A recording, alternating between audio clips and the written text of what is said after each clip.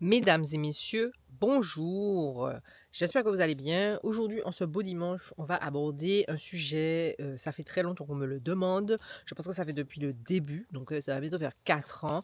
On va parler de la thyroïde et je vais faire 2 vidéos sur le sujet. Donc pour l'hyper,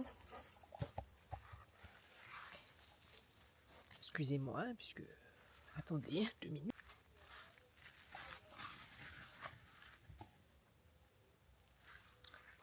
Pardon.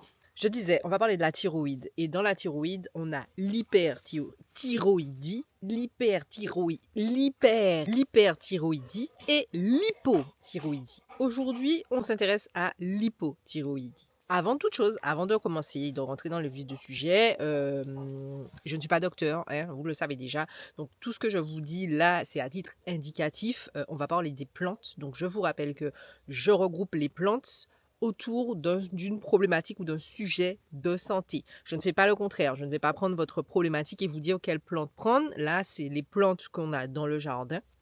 Et par rapport à ce qu'elles ont en commun, on le regroupe pour la thyroïde. Bon, je sais, ça peut paraître confusant, mais bon, bref, vous avez compris. En tout cas, aujourd'hui, donc, comme je vous ai dit, cette vidéo s'intéresse à l'hypothyroïdie. Si vous voulez en savoir plus sur l'hyperthyroïdie, ce sera la semaine prochaine. Donc, si vous n'êtes pas encore abonné, je vous invite à le faire, à activer la cloche pour ne rien rater. Trêve de bavardage, c'est parti. Déjà, on va commencer par comprendre qu'est-ce que c'est. Parce qu'on entend souvent parler de j'ai des problématiques avec ma thyroïde. Déjà, elle est où la thyroïde? Je vous ai dit, je ne suis pas docteur, donc bon, j'ai fait des recherches. Hein. Googlez votre meilleur ami, sinon, la thyroïde, c'est ici. Donc, c'est une espèce de glande qui se trouve ici et qui régule en fait la pléthore d'hormones dans votre corps.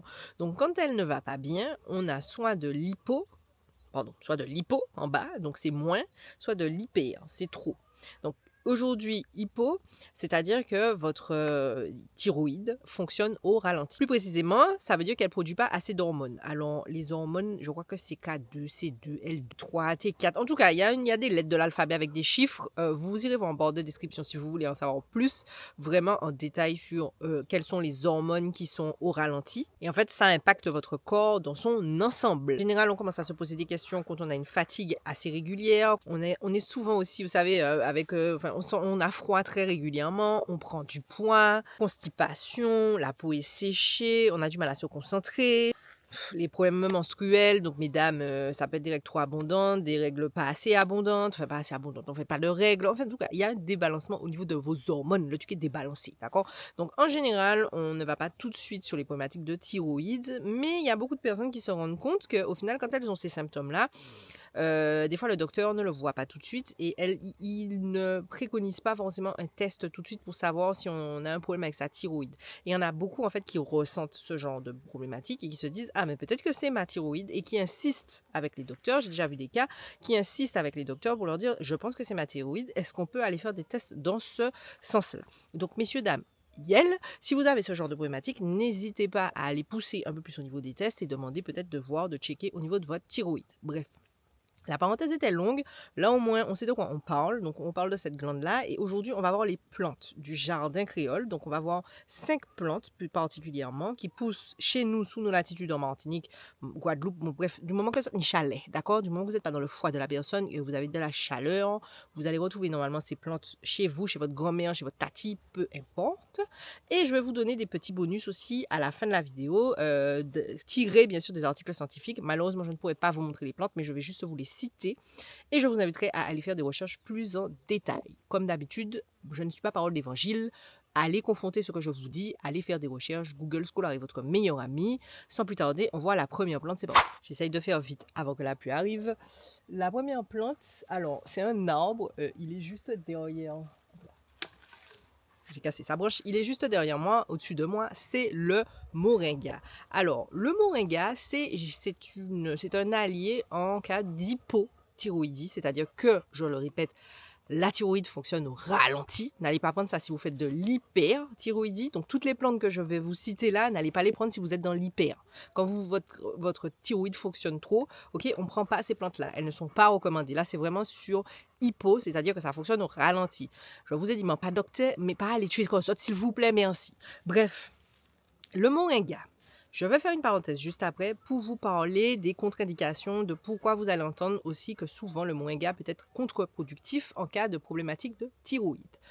Dans ce cas-là, vous allez trouver beaucoup d'articles scientifiques sur les bienfaits du moringa en cas d'hypothyroïdie. Vous savez que le moringa, excusez-moi, le moringa, c'est un super aliment, on l'a déjà vu. Je vous mettrai la vidéo du moringa si vous voulez aller la voir.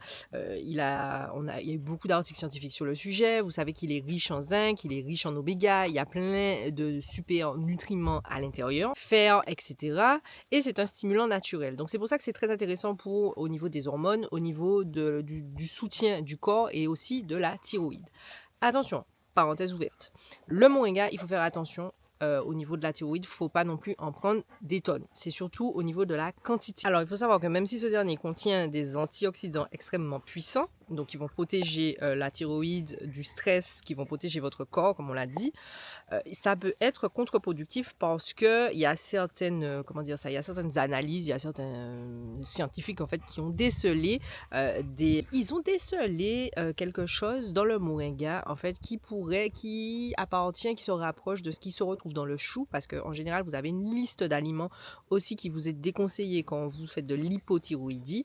Les gars, je ne suis pas non plus nutritionniste, donc vous irez faire votre recherche, ou sinon je vous le mettrai en barre de description si vous voulez en savoir plus. Mais en tout cas, dans le moringa, ils ont retrouvé ces mêmes molécules. Donc, ce qui fait que ça va ralentir, je crois. Alors, vous savez déjà, ça ralentit l'absorption de l'iode, je crois, dans le corps. Donc, ce qui fait que c'est contre-productif. Donc, en fait, alors, ça ralentit l'absorption de l'iode pour la thyroïde et c'est donc contre-productif parce que, en gros, le fait qu'il y ait une carence donc en iode, c'est ce qui fait que vous avez de l'hypothyroïdie. Donc, le fait de trop consommer de moringa peut justement appuyer sur l'hypothyroïdie, donc encore plus faire baisser. Donc, c'est pour ça que c'est contre-productif. Donc, c'est bon, mais à petite dose. Il ne faut pas en prendre tout le temps. Il ne faut pas en prendre en grosse quantité. C'est sûr. Encore une fois, je ne suis pas docteur. Je sais qu'il y a d'autres problématiques qui créent l'hypothyroïdie autre que l'iode. Je vous dis juste que dans le moringa, là, il y a l'iode, ok. Il y a un truc qui fait que ça n'absorbe pas l'iode, donc ce qui fait que ça crée des carences en iode, ok. Et donc votre thyroïde est hypothyroïdée. Voilà. J'espère que c'est clair. J'essaye de le faire le plus simple possible parce que même moi, je suis galérer, ok? Donc, en gros, vous faites attention avec le moringa, c'est tout. On va faire ça simple. Vous faites attention et puis, vous ne prenez pas une tonne de moringa comme ça avec 500 ml d'eau. Vous faites attention, vous faites des petites infusions. Vous pouvez l'utiliser frais comme ça. Donc, soit vous le mangez comme ça, soit vous le faites sous forme de smoothie, de jus, de tisane, ou vous le faites sécher et vous le mettez en poudre sur vos aliments. C'est vous qui voyez. Mais en gros, on ne fait pas d'excès. C'est l'excès qui est problématique. Ce chien me fatigue. Attendez, je vais vous montrer le chien, non, parce que là j'ai une vue vraiment. Voilà ma vue.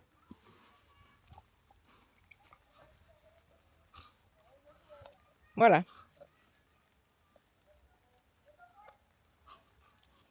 Est-ce que c'est des manières? Est-ce que c'est comme ça qu'on se tient? Un Francky. Bien sûr, je n'ai pas précisé. Si vous avez un traitement médical en cours, on fait attention. Je ne sais plus c'est quoi le nom du traitement, je vous mettrai en barre de description. On fait attention avec le moringa parce que ça peut avoir des effets. En fait, ça peut s'annuler. Donc, on fait toujours attention et on va toujours consulter un docteur pour être sûr de ce que l'on fait et de ce que l'on absorbe. On ne joue pas avec sa santé, s'il vous plaît. Dans tous les cas, vous allez aller voir un docteur, mais encore plus si vous êtes sous traitement. Ok? On passe à la deuxième plante. Voilà. Voilà. Allez. Alors, on passe à la deuxième plante. La deuxième plante... Non, mais je vais y arriver. La deuxième plante, elle est juste derrière moi, en fait. Donc, c'est le gros thym. Alors, je vais vous prendre une branche pour que vous puissiez bien voir. Hop là. La deuxième plante, c'est le gros thym. Alors, le gros thym, c'est aussi votre meilleur ami si vous avez des problématiques avec votre thyroïde. Hypothyroïdie, je reprécise. Bref. Et donc, pourquoi? Alors oui, il y a beaucoup de personnes qui vont être un petit peu choquées. Pourquoi le gros thym? Le gros thym, ça ne sert à rien. Eh bien si, pourquoi? Parce que en fait, le gros thym, Plectanthus amboinicus, il a une qualité, c'est qu'il est tonique. En plus de ça, il permet aussi d'apaiser les troubles digestifs et donc de supporter aussi l'organisme dans son entièreté. C'est aussi une très bonne plante pour tout ce qui est les problématiques de circulation. Bon, en plus de la sphère de la toux, de la sphère de l'extérieur, comme je vous ai dit, ça permet à votre corps de soutenir, puisque là on est dans un manque d'énergie, un manque de plein de choses. Ça va vous permettre de reprendre du ballon. Voilà. Donc votre gros thym est là. Il ne sert à rien. S'il vous plaît, utilisez-le. Le gros thym, c'est simple. Vous pouvez l'utiliser sous forme d'infusion. Hein, on l'a déjà vu. Vous prenez à peu près une bonne poignée, 1 litre d'eau, parce que c'est pas forcément super bon. Ou alors sous forme de sirop, de manger comme ça aussi. Hein. Il y a des gens qui mangent le gros thym comme ça aussi. Il faut savoir que, alors c'est une parenthèse, au plus les plantes sont amères, au mieux c'est. Donc n'hésitez pas à partir sur des plantes qui sont intéressantes pour votre organisme. Et encore une fois, on va rechercher un peu plus en détail. Je ne suis pas parole d'évangile. J'ai l'impression que le chien a bugué, frère. Excusez-moi, voilà, c'est ça que le chien veut. Bref, on passe à la troisième plante. Alors, la troisième plante, je suis assise à côté, c'est le romarin. Je vais vous le montrer un peu plus en détail à la caméra, ne bougez pas. Alors, le romarin qui pousse très bien sous nos latitudes est aussi votre meilleur ami au niveau de problèmes d'hypothyroïdie. C'est-à-dire qu'il faut savoir, je pense que tout le monde le sait, le romarin est un super stimulant. C'est aussi un allié au niveau de votre foie. Parce qu'il faut savoir que quand vous souffrez de problèmes de thyroïde, parce que j'allais dire thyroïdique, non. Quand vous souffrez de problèmes de thyroïde, votre foie en général est votre premier allié pour maintenir votre corps et pour revenir à la normale. Donc on va privilégier des plantes comme celle-ci qui vont permettre une stimulation du système hépatique, mais aussi maintenir un peu les hormones dans le corps. Donc le romarin, on le retrouve sous plusieurs formes, hein, que ça soit frais ou alors séché. Vous pouvez faire des infusions, vous pouvez trouver aussi des huiles essentielles de romarin. Je vous ai toujours dit, moi je ne vais pas vous dire quoi prendre pour les huiles essentielles, c'est un autre level. Donc vous allez voir un spécialiste, vous vous faites conseiller par rapport à ça. Mais c'est une plante que vous devez analyser de plus près si vous souffrez d'hypothyroïdie. On passe à la quatrième plante. Notre quatrième plante, je ne sais pas si vous vous en doutiez, c'est la feuille de papaye. Comme je vous l'ai dit précédemment, on va essayer de trouver des choses qui sont amères. C'est très bon pour le corps. Donc je pense que si vous avez déjà goûté des feuilles de papaye, vous savez que ça arrache le jol. D'accord? Donc la feuille de papaye, vous mettez ça dans votre quotidien, dans votre vie, si vous avez des problèmes d'hypothyroïdie. Pourquoi? Parce que c'est un stimulant, comme on l'a déjà dit. Elle est aussi antioxydante, donc elle va vous protéger des radicaux libres. Vous savez déjà, les plantes qui sont protectrices au niveau radicaux libres, au niveau stress, au niveau de tout ça. Mettez ça dans votre vie. Les plantes aussi adaptogènes, mettez ça dans votre vie. Elle est bonne aussi pour les problématiques de digestion. On l'a déjà vu sur la plus longue vidéo sur les feuilles de papayer. Je vous invite à aller la voir, elle est juste ici. Et le plus, c'est qu'elle soutient l'organisme dans son ensemble général. Donc, quand vous avez des petits soucis, tournez-vous vers le papayer, que ce soit les feuilles, le fruit, la graine. La graine et je pense même les racines, tout est bon dans la papaye et tout est bon dans le papaye. Pour l'utiliser, comme d'habitude, infusion, pas besoin d'en mettre beaucoup. Les feuilles sont grosses, donc on fait attention. Une poignée, 1 litre d'eau et puis on boit des tasses. Je ne peux pas vous dire sur combien de temps. Ça déjà savent en pas d'octet, d'accord? Donc vous allez faire vos recherches par vous-même, mais en tout cas sachez que la feuille de papayer peut être intéressante dans une problématique d'hypothyroïdie. On passe à la 5e. Alors derrière moi, j'ai de l'ortie et la vraie ortie, c'est-à-dire l'ortie dioïque, c'est-à-dire l'ortie de France. Je vais prendre la caméra, je vais vous la tourner, je vais vous la faire voir plus en détail pour ne pas que vous la confondiez avec l'ortie tropicale qui pousse sous nos latitudes, qui n'est pas la même ortie. Alors, voici à quoi ça ressemble. Ici, vous avez les fleurs d'ailleurs de l'ortie, celle-là est en fleurs. Là, on a un beau petit parterre. Donc ici, ça là, vous touchez ça là, vous allez crier en mouet. Mais vraiment en mouet parce que c'est justement ce qui vous avez des espèces de petits piquants en fait sur les feuilles. C'est ce qui fait que ça donne son côté urticant. Donc c'est pour ça qu'on vous dit l'ortie, ben si tu tombes dans de l'ortie, ça pique. Oui, quand tu le prends à main nue, là, comme ça, tu en as au moins pour 2 jours avant de pouvoir sentir tes mains, parce que ça pique. Là, ici, on est sur de l'ortie de France. Donc, je ne sais pas si vous voyez la différence. C'est vraiment différent. Les feuilles sont plus petites. Je vais vous montrer l'ortie de chez nous. Là, ce qu'on appelle l'ortie tropicale. Donc, vous voyez, moi, là, ça, je peux la toucher plus facilement. Ça me fait moins, ça me pose moins de problématiques. Les feuilles sont vraiment différentes. La plante en elle-même est aussi différente. Vous voyez la façon dont les feuilles sont, la couleur de la feuille, la façon dont les fleurs aussi sont, elles sont sur le dessus. Ça, c'est l'ortie tropicale. Nous, ce qui nous intéresse, c'est l'ortie de France qu'on vient de voir, c'est l'ortie dioïde. Comme je suis pas sadomasochiste encore, je vais aller prendre ça avec ça, d'accord? Alors, attendez, je vais vous prendre une tête. Parce que je n'ai pas de gants. Voilà, donc là, vous pouvez bien voir la feuille de l'ortie, ok? Donc, je vous refais un gros plan, donc là, on voit bien. Voilà.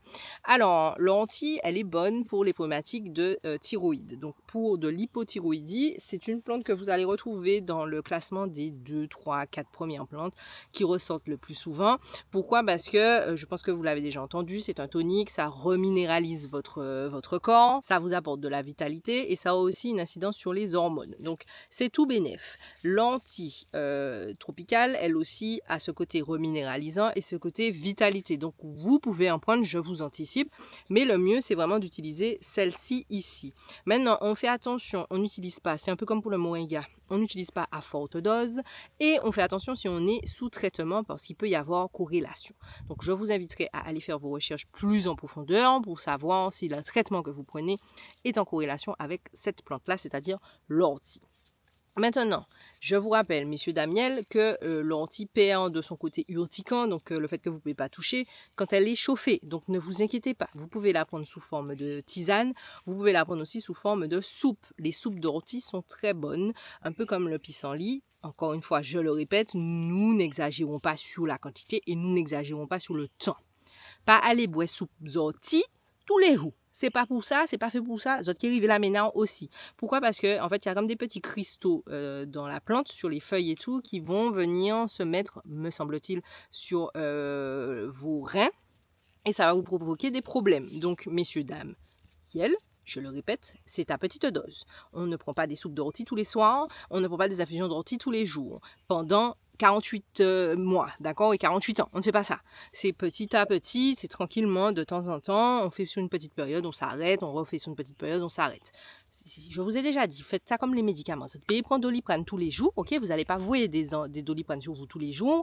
Et puis, eh bien, je comprends pas, mon foie ne fonctionne plus. Eh bien oui, eh bien c'est la même chose avec les plantes. Je vous ai déjà dit. Les plantes, c'est pas inoffensif, d'accord? Ça peut vous envoyer à la ménage, surtout sur du long terme. D'accord. Donc, on fait attention. Je sais, vous allez vous énerver, vous allez être frustré sur combien de temps, mais pourquoi tu dis pas combien de temps, mais pourquoi tu dis jamais combien de temps. Je ne suis pas docteur. Je ne peux pas vous dire sur combien de temps. Ça, c'est comme un médicament. Donc, je ne peux pas vous dire sur combien de temps vous devez l'utiliser, sachant que je ne vous connais pas derrière l'écran. Donc, je vous dis, tu prends ça pendant 3 semaines, tu laisses à 4 les autres. Qui ça en fait? Je vous ai dit, je suis trop faible pour aller à du cost. Donc arrêtez de me demander combien de temps, je ne peux pas. Vous avez quelqu'un que vous payez là, je ne sais pas combien d'argent, qui est majoritairement pas remboursé par la sécurité sociale, allez le voir et puis demandez-lui, d'accord? Vous lui demandez combien de temps je peux prendre des plantes. S'il vous dit, je sais pas, je connais pas la plante, vous sentez la fiche technique de la plante avec le nom scientifique, les molécules qu'il y a dans la plante et vous lui dites, voilà les molécules, dis-moi maintenant. Bref, on a fait le tour des 5 plantes. Maintenant, je vais vous donner quelques bonus. Alors, vous pouvez utiliser le basilic également. Si vous souffrez d'hypothyroïdie, le basilic sacré surtout. Les autres basilics aussi fonctionnent, mais en général, c'est dans le basilic sacré, vous avez une huile essentielle qui est plus propice à cela. Mais les basilics, en général, sont bons pour tonique, qui sont bons pour supporter le système immunitaire et donc ils sont bons pour l'hypothyroïdie. Vous pouvez également utiliser du gingembre. Le gingembre étant votre meilleur ami, vous savez déjà, hein, pour vous donner un petit coup de fouet, pour base anti-chauffer et pour activer votre métabolisme. Ensuite, dans mes recherches, j'ai trouvé 2 plantes que je ne connais pas du tout, donc je vais juste vous les dire et vous irez faire vos recherches et je vous les mettrai en barre de description. 2 plantes qui ont été très analysées pour l'hypothyroïdie et qui sont très prometteuses, que ce soit par rapport à une production d'insuline également, pour pouvoir améliorer et stabiliser cette problématique-là. Alors la première plante, c'est Gugule, je crois. C'est Gugule. En tout cas, ça stimule la production des lettres là, la T3 et T4, qui sont la grande cause de problème au niveau de la lipothyroïdie. La deuxième plante, c'est... Alors, attendez, mon Dieu. Moi, quoi, c'est Costus pictus. Je vous mettrai les noms scientifiques. Parce que si je vous dis Costus pictus et puis Google, ça parlait d'isotaïen, tu vois. Donc, tu vas aller faire avec les noms scientifiques. Je ne vais pas vous donner les noms scientifiques parce que je ne vais pas aller blesser ma bouche là. Ben, cocher bouche, moi, vous dites là, je ne sais pas les prononcer. Donc, je vous mets tout ça là, ici, et tout ça en barre de description si vous voulez en savoir plus. D'accord? Mais ces deux plantes-là, comme je vous ai dit, celles-là, elles sont venues très souvent dans les articles scientifiques comme étant très prometteuses. Il y avait un article scientifique de 72 pages. Ils ont fait plein d'études, plein d'analyses pour vraiment montrer qu'en fait, elles ont vraiment une incidence sur les hormones, donc T3 et T4. Écoutez, le soleil est en train de me battre là. On a fait le tour. Je ne vous inquiétez pas, je vous mets tout ça en barre de description, tout le récap. Je vous essaie de vous mettre aussi les liens. Le chardon béni est en train de me piquer dans le dos. J'essaierai aussi de vous mettre les liens pour les articles scientifiques. Si vous voulez en savoir plus, Google Scholar, je vous le répète, est votre meilleur ami. Il y en a d'autres, des plantes. Je vous en ai mis juste 5, mais il y en avait d'autres. On fait attention, je le répète, si vous êtes sous hypothyroïdie, n'allez pas choisir des plantes qui sont pour l'hyperthyroïdie, c'est-à-dire qui vont trop stimuler vos hormones, d'accord, qui vont faire baisser le taux d'hormones que vous avez. D'accord? Donc, on fait attention et on va voir le docteur. Le docteur, ce n'est pas votre ami, ce n'est pas votre ennemi, pardon. La plus révélateur peut-être, ce n'est pas votre ennemi, ce n'est pas Voldemort, d'accord? Et vous n'êtes pas Harry Potter dans votre pays mort. Donc, vous y allez et puis vous insistez, ce n'est pas où, c'est avec. Donc, c'est pas soit les médicaments, soit les plantes, c'est les deux ensemble. Il faut que ça soit en corrélation. Il faut que les deux se tiennent la main. On est ensemble. Donc, quand vous allez voir votre docteur, vous lui demandez est-ce qu'il y a des alternatives si vous voulez pas prendre de médicaments et surtout, est-ce qu'il y a des chocs? Est-ce que les deux vont s'affronter et puis ça va être choc des titans, le médicament va gagner sur la plante et puis ça va vous faire dérégler votre organisme? Ce sont des questions importantes à poser. Je vais m'arrêter là parce que ma bouche commence à sécher et que mon bec devient sec, que j'ai besoin de boire parce que ça fait un petit moment que je bats mon jol. Voilà, comme d'habitude, petit pouce, petit partage, petit commentaire. Maman, je cuis comme un pain au beurre là. Laissez-moi savoir quelle plante vous utilisez vous pour vos cas d'hypothyroïdie. Je le répète, on est sur l'hypothyroïdie. Je ne vais pas voir un commentaire en me disant « Et l'hyperthyroïdie, tu te fiches devant ton écran dimanche prochain. On va parler de l'hyperthyroïdie. » Pour le moment là, aujourd'hui, là, jeudi là, c'est hypo. Donc si vous parlez d'un hypo, tu attends hyper dimanche prochain. Il est arrivé dimanche prochain. Sur ces belles paroles et ce beau soleil pétant, fantant, on se retrouve dimanche prochain pour l'hyperthyroïdie. À plus tard.